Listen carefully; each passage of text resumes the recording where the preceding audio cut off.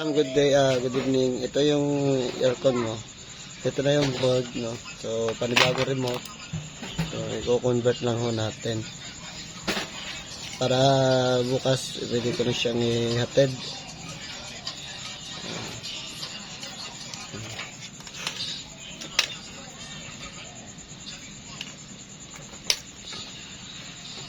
Yung blue ay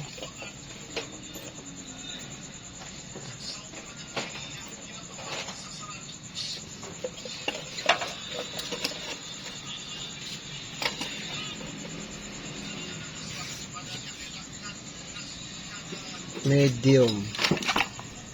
So, mawiring tayo, ma'am.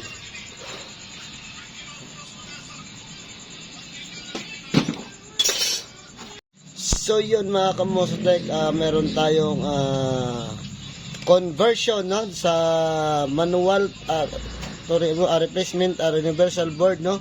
So, ganito rin yung sistema ng pagko-convert ng manual to remote. Ganito rin yun. So, panoorin nyo lang. Basta marunong lang ho kayong bumasa ng diagram. Basta mahalaga mga kamosotek, marunong po tayo bumasa ng diagram, no? So, yun ang pinaka importante sa lahat. Yung paano nyo i-convert siya, no, na mababasa niyo yung diagram. Ayan. So, ito yung low. Ilalagay natin siya sa low. Ayan, dito yung low. Medium pala. Tapos, itong red ay low.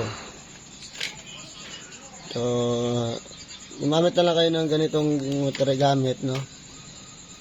Para para mas safe kayo. Palagyan nyo lang ho lagi ng clip cover o itong tawag dito, kalimutan ko mga kamostek, ano ang tawag yan. Basta yun na yun, lagyan mo siya lagi ng cover para pag hindi magaground, hindi siya magagrounded, no. Ayan, gamitan natin ng pampaipit. Tapos ito, ganyan natin, ilalak natin lagi para naman magkaroon ng lock. Pag hinila, hindi siya agad mahuhugot, no. So, yan, ganyan lang.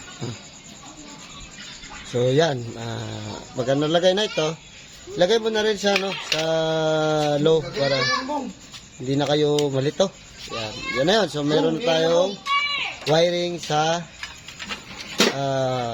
fan motor. So, ikat natin itong supply isa. Yan, supply yan, no? So, itong swing is mamaya na. Ito naman, tatanggalin natin. Yan, tanggalin natin, no? Palisin na natin yung lumang board. So, ito, compressor naman tayo mga kamosotek. Sana ba yan? Ito ay compressor. So, common. So, dito siya nakalagay. Ayan, dito siya nakalagay na. Pag pasalpak mo, yan, diba?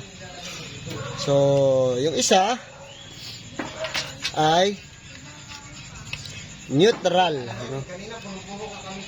Neutral yan. So, dito natin siya ilalagay sa neutral. So, pwede siya dito, kahit saan naman yan, pwede. Tapos, yung itong isang to, ito. Yan. Dito natin siya ilalagay. Neutral natin siya ilalagay.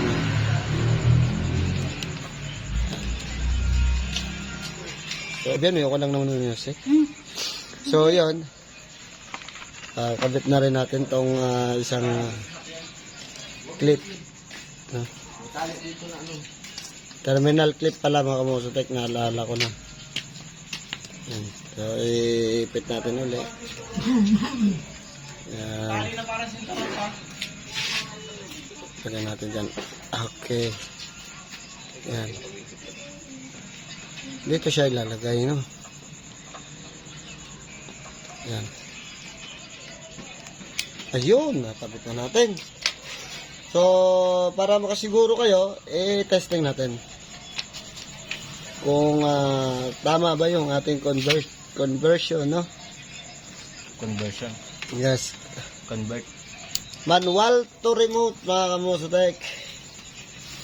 Iko-convert natin siya. Ito yung remote na ng mga kamosotek. Tapos ikabit na rin natin yung mga receiver. Pagkili Yan. ko na to. Tapos yung kanya sensor, dalawa, no? Sensor. So, ito-test natin siya. So, yung swing, so, pwede na natin isabay sa pag-andar ng compressor mamaya. So, yan. Okay na siya, no? So, check natin kung goods ba siya, kung gagana ba siya, no? Ako na. Sige, saksak natin. Pag hindi siya gumana mo, ipagpapalit mo lang tong dalawa. Sige, saksak natin. Yun, marinig niyo yan? O-on natin, no? Long press lang, para gumana. Ayusin mo yung saksakan mo, nawawala. Andyan. Yan. Ayusin mo yung saksakan mo. Bitawan mo. Ano? Wala. Wala. Saksakan mo lang.